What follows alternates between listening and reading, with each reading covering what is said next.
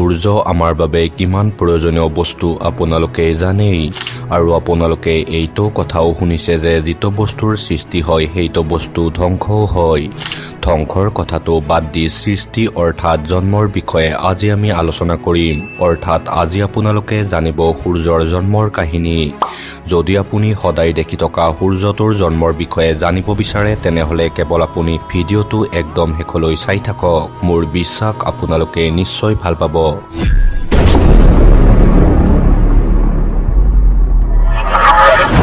আজিৰ পৰা প্ৰায় 500 কোটি বছৰ আগতে আমাৰ অন্তৰিক্ষত ধূলি আৰু গেছৰ মেঘেৰে বিয়পি আছিল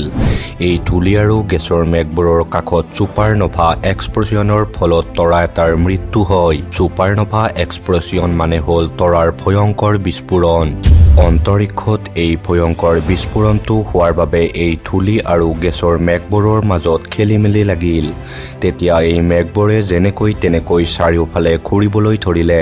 আৰু মাধ্যাকৰ্ষণ শক্তিৰ ফলত এই মেঘবোৰে এটাই আন এটাৰ লগত লগ হ'বলৈ ধৰিলে গেছৰ এই মেঘবোৰে লগ হৈ বহুত জোৰেৰে ঘূৰিব ধৰিলে আৰু এখন গৰম ডিস্ক অৰ্থাৎ এখন গৰম কাঁহীৰ নিচিনা ৰূপ ধাৰণ কৰিলে যাৰ ফলত এই ডিস্কখনৰ পৰা একদম মধ্যভাগত নিউক্লিয়াৰ ফুছন হ'ব ধৰিলে অৰ্থাৎ পৰমাণুৰ ঊৰ্জা আহিব ধৰিলে আৰু তেতিয়া এই ডিস্কখনৰ পৰাই সূৰ্যৰ জন্ম হয় সূৰ্যৰ জন্মৰ ওপৰত আপোনালোকে যিটো ঘটনা শুনিলে এই ঘটনাটো সম্পূৰ্ণভাৱে প্ৰমাণিত ঘটনা নহয়